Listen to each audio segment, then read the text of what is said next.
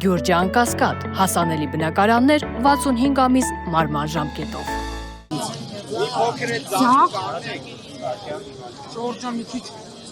Ինչ տեղի ունեցի վարքյաներ։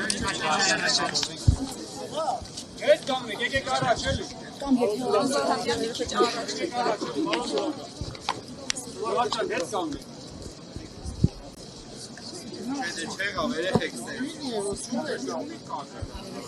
Հաշ պատրաստեք, հա։ Ուրեմն հարգելի լրագրողներ, հարգելի հայրենակիցներ, քիչ առաջ մենք մասնակցեցինք քննչական գործողություններին, ուրեմն Միքայել Սրբազանի նկատմամբ քրեական հետապնդում հարուցելու մասին որոշումը ներկայացվեց դատախազի կողմից կայացված, որով նա մեղադրվում էր քրեական օրենսգրքի 422 հոդվածի երկրորդ մասով, դրա մասին արդեն հրապարակային դաշտում առկա էր։ Ուրեմն այս պահին մենք մեղադրանքի բնույթի մասին շատ բաներ չենք ուզում ասել պաշտպանական նկատառումներից ելնելով, քանի որ Սրբազանը ներկայացվելու է դատարան, նախնական տեղեկություններով Ավանի նստավայրում է լինելու, բայց լրացուցիչ երբ իմանանք կհայտարարենք։ Ուրեմն ձերբակալման պահից 24 ժամվա ընթացքում դատարանը պետք է որոշում կայացվի։ Հետևաբար մոտակա ժամերի ընթացքում դա լինելու է։ Մենք անպայման կտեղեկացնենք, այսինքն հրապարակային կտեղեկացնենք։ Այո, կալանքի հարցն է քննարկվում։ Դուք լավ տեսաք, որ սա աննախադեպ միջամտություններ, ինչպես ոստիկանների եւ ԱԱԾ ծառայողների կողմից, երբ որ մայրաթորի տարածք ներխուժեցին, դրան գումարած այս ընթացքում էլ վստահ եմ, որ դուք ինքներդ էլ համացանցից օգտվել եք, տեսել եք, որ վարչապետ Նիկոլ Փաշինյանը պարբերաբար գրառումներ էր կատարում, որը մենք գնահատում ենք նաեւ իր ոչ կոռեկտ լինելով հանդերձ նաև ուղղորդում էր նաև քննչական մարմինների եւ դատական մարմիններին եւ բնականաբար այս ծանր այս ոնց ասեմ անմարդկային ճնշման ներքո բնականաբար արդարացուն ակնկալելը շատ դժվար բան է դառնում։ Ինչպես բացատրեցին, որ 1.5 տարի առաջ տարված հայտարարության հիման այսքան ժամանակ ինչի է լինում։ Տեսեք, հիմա այսպեսի մի բան ասեմ, մինչև ձեր հարցին պատասխանելը, երբ Միքայել Սրբազանին այսինքն տեսակ կամավոր ինքը ներկայացավ եւ սենյակում ձերբակալման արձանագրություն կազմեցին եւ հարցրեցին ում է ուզում ծանուցել, տեղեկացնել, դե իրավունք ունի, չէ՞, մեկ անձի զանգել ծանուցել։ Միքայել Սրբազանը ասեց ուզում եմ վարչապետ Նիկոլ Փաշինյանին տեղեկացնեմ, որ ձերբակալված եմ։ Ուրեմն մեղադրանքի հետ կապված, քանի որ ասեցի, այս բան չենք ուզում ծավալվել, անպայման դրա մասին մենք կխոսենք, մեր պաշտպանական թիմը։ Բայց հստակ Ոչ։ Իսկ հստակ է առնալիքները, որովհետև մարդիկ չէին տալիս, որպես Աջապայանը գնար, եւ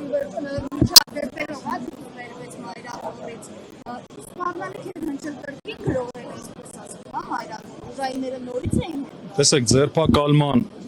հիմքերը չկային, կարելի էր ասել, դրա հետ կապված պաշտպանները համապատասխան հայտարարություններ կատարեցին, որ արձանագրվեց, բնական է չկար, ավելին Միքայել Սրբազանը ոչ խուսափել է, ոչ էլ հանցագործություն է կատարել կամ դա կրկին կատարելու վտանգը չկար, ամբողջ գործընթացը անհիմն է, այսպես ասեմ։ Ձերբակալման ժամը, որ ժամն է ֆիքսվել։ Ձերբակալման ժամը ֆիքսվել է, կարծեմ, մենք երբ մտանք, Այսինքն 24 ժամվա ընթացքում դատարանը պետք է որոշում կայացնի, այո։ Իսկ մտավորապես չասացին իրեն երբ կտանեն դատարան։ Իրեն պետք է որ քիչ հետո տանեն։ Այսինքն պետք է գնաք արդեն դատարան։ Մենք հիմա գնում ենք մեր մարտավարությունը, մեր աշխատանքը կատարենք, այնուհետև գնալու ենք դատարան։ Մոտավորապես որ ժամին դուք կլինեք դատարանում, Չենք կարող ասել, կարող է գիշերը քննենք, կարող է առավոտյան զանգեն ասել, անպայման այդ տեղեկությունը կդնենք տեղեկացնենք։ Որոշում է կայացնելու, նշանակում է մինչև վաղը երեկոյան 6-ը դատարանը պետք է Դե կարող է առավոտյան օրինակ ժամը 7-ին նիստ նշանակի։ Հա, դուք նախապես կտեղադրեք։ Հա, անպայման Facebook-յան էջում կտեղադրենք։ Երկու հսկալանալիք Այս բան մենք միջնորդությունը չունենք, ինչ միջնորդը ներկայացնելու։ Այսինքն հայտնի չի ով է։ Ոչ։ Պարոն Զոհրաբյան, իսկ արդարադատության ընդհանրապես սպասել կարելի է, եթե վաղ առավոտից, երբ դեռ անգամ Միքայել Սրբազանը մայրը աթոռում էր, այդ տարածքում էր, արդեն իսկ ԿՊԱ-ականները հայտարարում էին, որ նախ կալանավորվելու է կամ կալանավորվել է, հետո փոխեցին բառը, որ ձերբակալվելու է, հետո Նիկոլ Փաշինյանը անգամ ժամկետներ նշեց, թե ինչու չեն ուզում կալանավորել 1 ամիս ժամկետով, ինչ որ պատճառներ, որոնք ցենզիստուս են ու ես չեմ մեջբերի, բայց պատճառներն էլ էր նշում, այսինքն եւ ժամկետեր նշում, եւ նշում էր, որ պետք է կալանավորվի, եւ ԿՊԱ-ականներն էին դա տարածում։ Գիտեք ինչ, մենք նույնպես դա տեսել ենք, արձանագրել ենք, դա ուղղակի ճնշման միջոցներ են, որը բնականաբար արդարադատության, այսպես ասեմ, իրականացնողներին կաշկանդելու է եւ մենք երբ իմանանք դատավորի անուն ազգանունը, արդեն կիմանանք թե ինչ հետ են գործ ունենալու։ Բնականաբար, այսպես մեծ հույսեր չունենք, որ լավ է լինելու, բայց մեղադրանքը ինքնին ակնհայտ անհիմն է։ Չկա մեղադրանք, Ժորժ ջան։ Մենք գնալու ենք մեր աշխատանքը կատարենք։ Սրբազանի տանելու են դատարան։ Գիշերը դատարան է, հասկաց։ Այո, տանելու են դատարան։ Ինչու եթե հայտի չէ ժամը, հայտի չէ դատավորը։ Նորցանոթ միասին պետք է ներկայացնեն։ Կարգ այդպեսին։ Այդպեսին է, ձերբակալումից հետո 12 ժամվա ընթացքում պետք է ներկայացնեն դատարան իջնորդությունը եւ իրեն միասին։ Այսինքն ԶՊՎ-ում չի մնալու, այլ մնալու է գիշերելու է դատարանը։ Դատարանի համապատասխան հատվածում տեղ կա, որտեղ ձերբակալված անձին պահվում են, այդ հատվածում պետք է սպասի, մինչև դատական նիստը լինի։ Ինչ հոգեվիճակում էր Սրբազան հայրը։ Սրբազան հայրը շատ լավ հոգեվիճակում էր։ Առաջնորդարան շիրակի, որ մտել էին ուզածության նպատակով ինչ-որ բան հայտնաբերել են թե չէ։ Մանրամասներին տեղյակ չենք, հիմա մենք մյուս գործընկերներից փորձելու ենք ամբողջ տեղեկատվություն հավաքել։ Գրություն կա Միքայել Աջափարյանի ստորագրությամբ, որ ինքը լիով բավարարված էր առանցում, ինքը հոգեվորական դիտում է իրանը շարունակել վարչական տեխնիկաների շարքում դուք եք դիցել։ Այո, քանի որ մենք նաև տեղեկացանք, որ նման քննարկումներ է գնում եւ Միքայել Սրբազանի անունը քննարկում է վարչապետի տեխնացուների շարքում, Միքայել Սրբազանը հստակ իր դիրքորոշումը արտահայտեց եւ խնդրեց, որ մենք դա հրապարակենք, որ ինքը բավարարված է իր հոգևոր ծառայությունից, այսինքն ինքը հոգևոր առաքելությունից չի պատրաստվում շեղվել եւ բնականաբար դեմ է, որ իր անունը քննարկեն այդ տեխնացուների ցանկում։ Պարոն Զոհրաբյան, ճիշտ է չեք ուզում մեղադրանքից շատ խոսել, ես հարցը հնչեցնեմ ամեն դեպքում։ Իշխանության զավթման մասին ճիշտ է հիշում, որ Սրբազանը խոսել է 23 թվականին։ Եթե այո, այդտեղ դա ինչ է, կարծիքի արտահայտում է, թե ոչ, ես հարցնում եմ, բայց գիտեմ, տեսեք, ես շատ բաներ հիմա չեմ ուզում ասել, բայց ուրեմն քրեական օրենսգրքի այդ հոդվածով նախատեսված կոչ չի կարող լինել, ուղղակի չի էլ եղել։ Մենք բնականաբար ընթացքում